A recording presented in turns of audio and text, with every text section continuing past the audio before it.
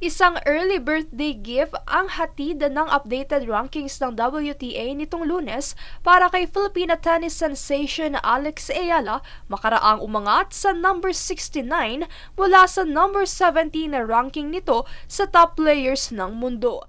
Si Ayala ay nakatakdang magdiwang ng kanyang ika-20th birthday sa May 23, kung saan bago pa ito ay muli na naman pinatunayan ng pambansang tenista ang patuloy na pag-angat ng kanyang karera. Bagaman bigong may panalo ang Italian bid kasama ang duo nitong si world number 2 na si Coco Gauff sa women's doubles, may mga naka-line up pa na kampanyang sasalihan si Ayala. Samantala, kasalukuyan naman ngayong nangunguna sa rankings ang Belarusian player na si Aryna Sabalenka. Isa si Ayala sa pinakabatang tenistang nakapasok sa top 100 ng WTA. Ngayong taon din ang sunod-sunod na pamamayagpag ng karera ng prominenteng tenista kung saan kamakailan lamang nang magawa niyang makatapak sa top 100 seeds. Princess Castro nag-uulat para sa Golden Nation Network.